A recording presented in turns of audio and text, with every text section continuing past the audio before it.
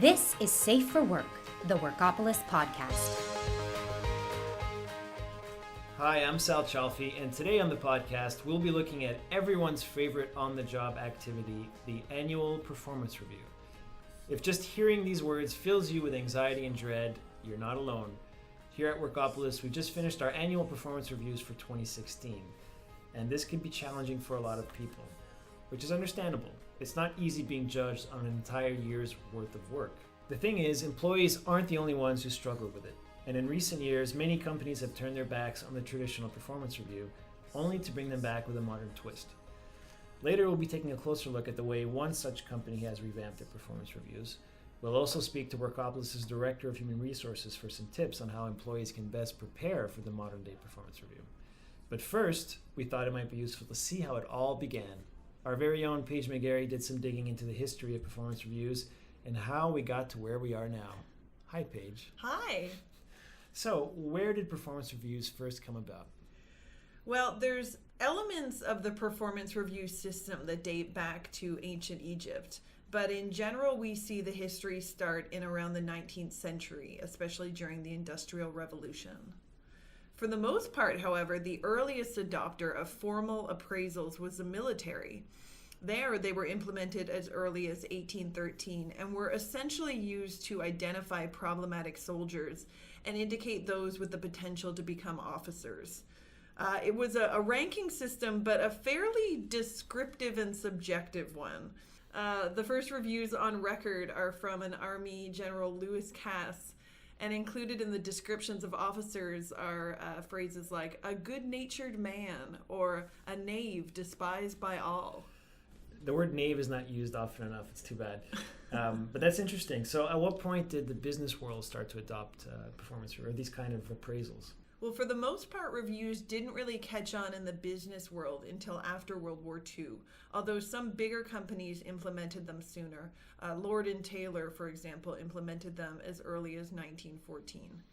Basically, by the 1950s, the idea of performance assessment was a pretty integral part of management. So you mentioned in the military, the idea was to identify problematic soldiers and those with potential. But what was the intention in the business world? In essence, sorting workers, especially when jobs were in shorter supply and seekers were plentiful. There's a great Harvard Business Review quote: "When human capital was plentiful, the focus was on which people to let go, which to keep, and which to reward." In the 1960s, there were thinkers like Douglas McGregor who were exploring employee engagement and goal setting, laying the groundwork for the development of employers. But that kind of stopped short in the 70s when high inflation rates and other factors led companies to really redirect their focus onto compensation. The term performance management was coined by Aubrey Daniels at this time, and systems were really geared towards accountability and ranking, with star performers rewarded and low performers fired. So gloom and doom. So in the decades that followed, this continued to shift and change, I guess, right? Yeah, absolutely. So as we move through the 80s and the 90s and into more recent times, various talent shortages really push the needle once in a while back toward employee development. In essence, there simply wasn't enough employees to just be firing the low performers. However, by 2000, companies were again responding to tight budgets and leaner management systems, and again moving towards ranking and systems that focused on accountability and performance. Okay, which begs the question, why did companies start turning their back on the traditional performance review? Well, this kind of started in 2010. So companies began really realizing how much everyone, managers and employees, dreaded the performance review system. And it wasn't just employee feedback. There was quantifiable evidence, it seemed, that these reviews were a bad idea. There was a report by CEB in 2015 that said faulty performance review processes could cost a 10,000 employee company as much as $35 million in lost productivity. The reaction was somewhat knee-jerk, though. A lot of companies abolished reviews altogether. Adobe began dismantling its review system in 2012, followed by Deloitte, Microsoft, and many others. So does that mean that performance reviews are now dead? Not really. It certainly seemed like it, and virtually every news source had a big flashy title announcing the death of performance reviews. But it was really more of a revolution. See, at the very core, performance reviews are all about feedback, and any company that abolishes feedback is probably going to tank pretty quickly. So what are companies doing now instead? Well, companies that had eliminated their performance management systems were really just switching to a different way of delivering feedback. Still very groundbreaking, mind you, but a little different than what the headlines might have suggested. After all, it's pretty amazing that companies that had systems in place for years and sometimes decades were making such big changes. And we have a great example of that coming up in a bit. So how do these modern variations differ from those in the past? If you really want to distill it down, the old systems were all about looking back, and the new systems are all about looking forward. The verbiage has even changed. We used to use the phrase performance management, and now most companies are adopting the phrase performance development. Of course, some current modern review systems still include an emphasis on accountability and ranking. Some industries just kind of require that, but there's an additional focus on working with employees to help them improve and grow. Okay, GE is a good example of this, and we know this is a massive company, but there's still quite a bit that we could learn from that example. And you recently spoke to them about these changes. What did you learn? So GE's new performance reviews work on a system of insights that can be offered to employees by managers or fellow employees, both verbally and through their new app. There are two types of these insights: consider insights and continue insights. A continue celebrates and encourages an employee when they do something good. A consider insight offers constructive criticism when an employee shows opportunities for improvement or needs some guidance. To find out more, I chatted with Sonia Boyle, Vice President of Human Resources at GE Canada, about their new system. Great, let's listen in. So how did GE know it was time for a change? It was really around discovering and listening. We wanted a system to position us better for the future, a more contemporary performance development system that provides real-time feedback tied to both customer and shareholder outcomes. The previous system we had been in place since 1976. We called it the EMS, which stood for Employee Management System. And there was recognition at the very senior levels of the company to ask and say, is this still working for us? So we went out to employees and managers, and the feedback we heard globally was that we needed something that was more continuous, a more fluid process versus an event-driven one. And so your new system, PD at GE, was born. Right. So performance management was our historical approach. Again, it was system-driven, top-down. It was very formal. So in the new system, we changed the wording to performance development. We call it PD at GE, as you say. And from our perspective, it's really around forward-thinking, actionable conversations. We really want this to be a daily priority for both employees and managers. And it's about developing employees and delivering business outcomes that are focused on work that really matters the most. And through this, accelerating an employee's growth through a continuous discussion and dialogue, and enabled by a more contemporary and mobile application. So the system involves an app. How exactly does the app work? The app really isn't the end goal. The end goal is really around the conversations that employees and managers are having. The core elements of the system are really around priorities, touch points, insights, and career dialogue and coaching.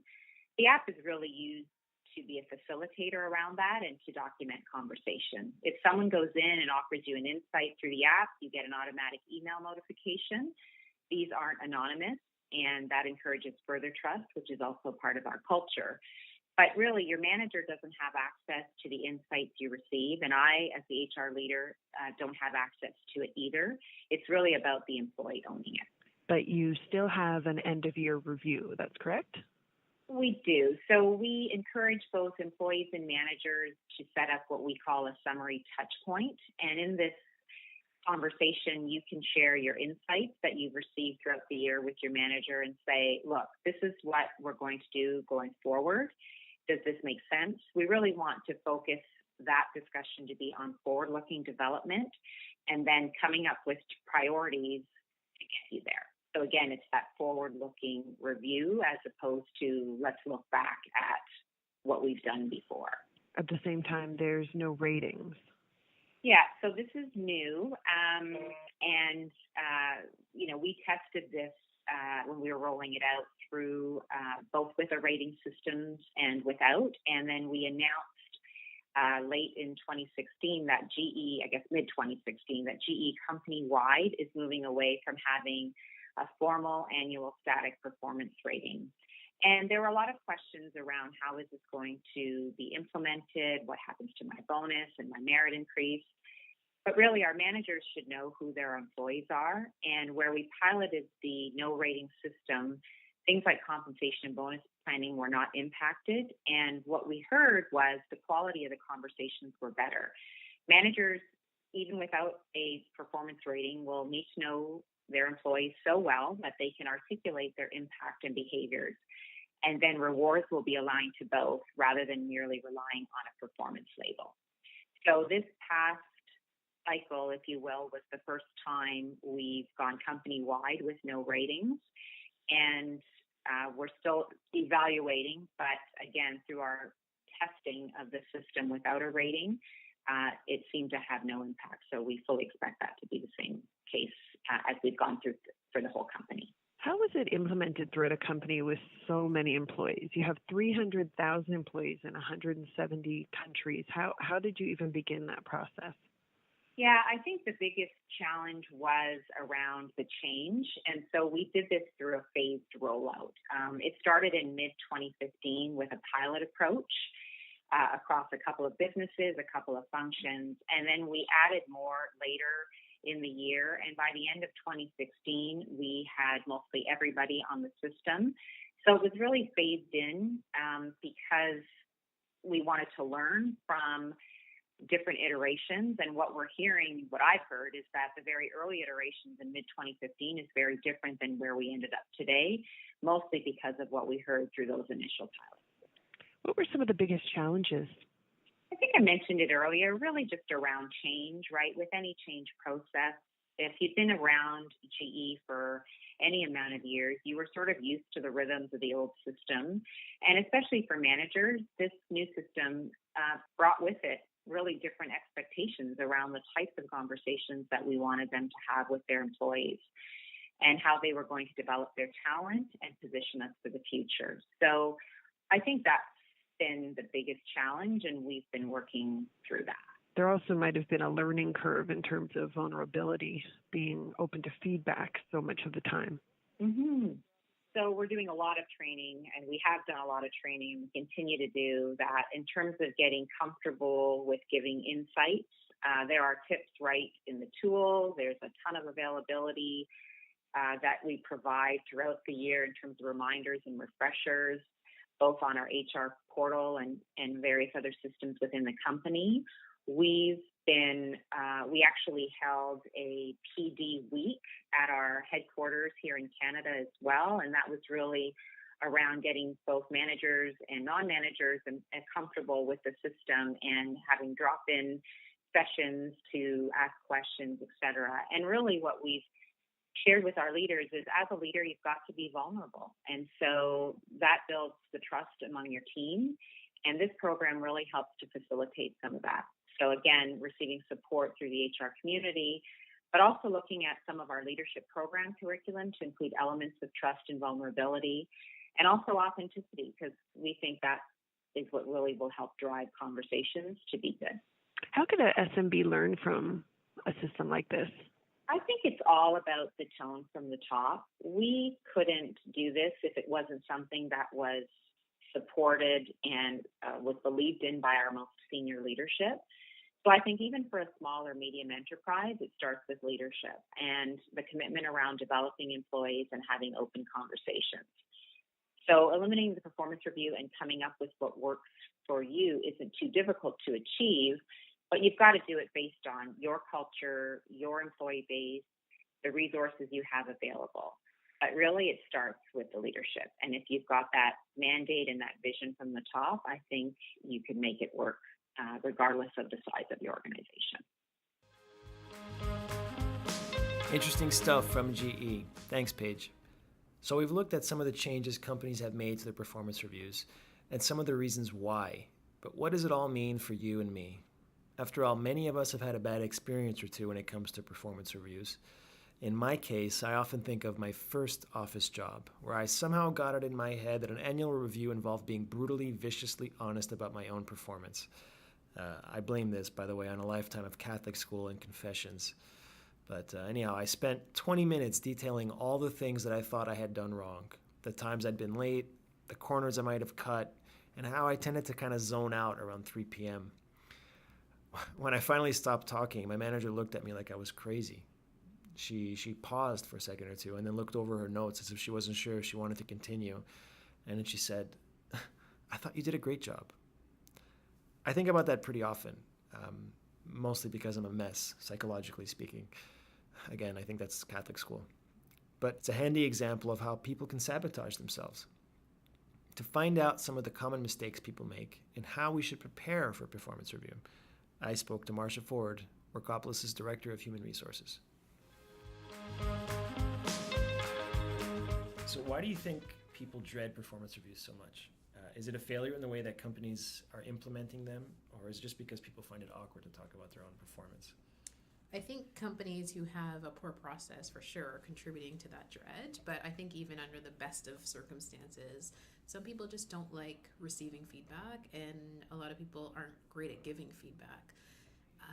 I'd say the other piece of it is that it's really time consuming, and people already have a lot on their plate, so this is another thing that they have to get accomplished within their busy work week.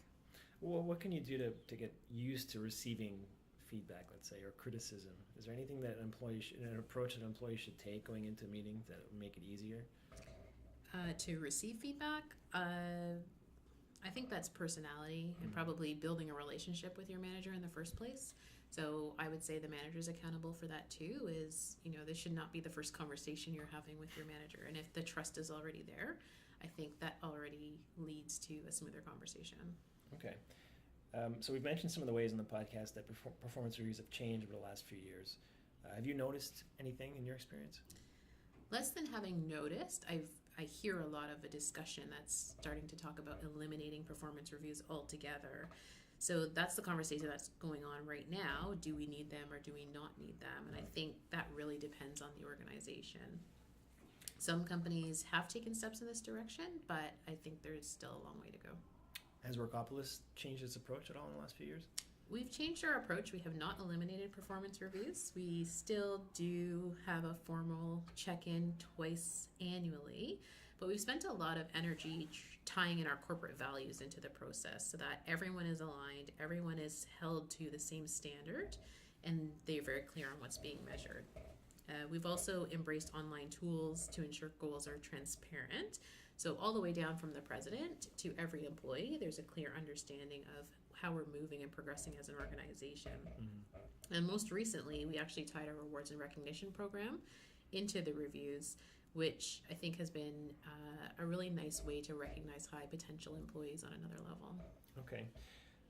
So what are some of the things that people can do to prepare for a performance review? I mean, how could you make the most out of it, really? I think the best way to prepare is to not wait for the formal twice a year check-in.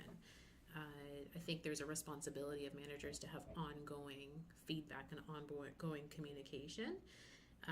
And similarly for employees is hold your managers accountable and ask for clarification, ask for guidance. I think it's naive to think that what you set out to do at the beginning of the year doesn't change. Businesses change, industries change, and there's a need to react quickly. Mm-hmm. So if your goals are no longer aligning with what you're seeing happen in the business, as an employee, bring that up to your manager and make sure you course correct. So a lot of it is setting goals beforehand, really, and making sure setting goals, and I think companies need to be flexible to revise those goals if things are changing in the business.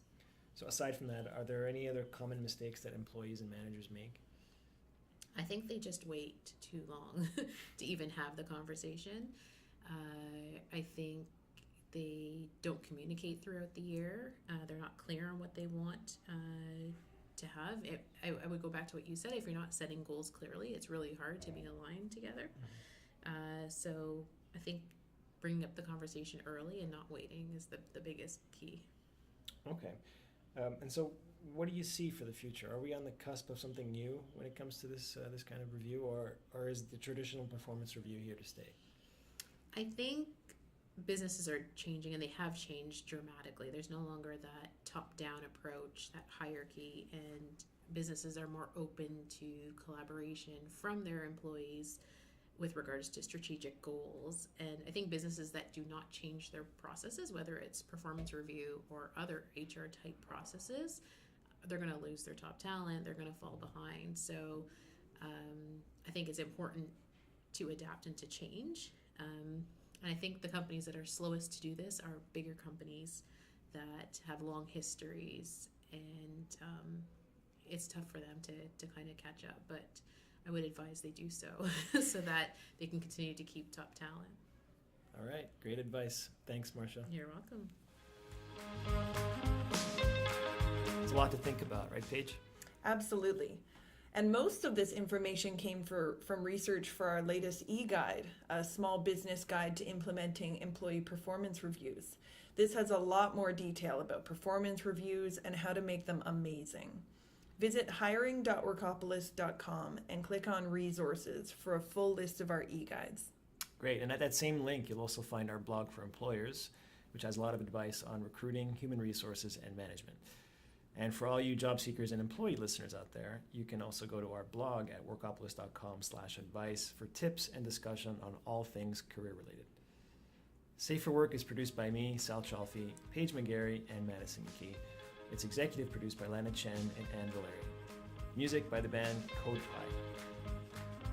You've been listening to Safe for Work, the Workopolis podcast.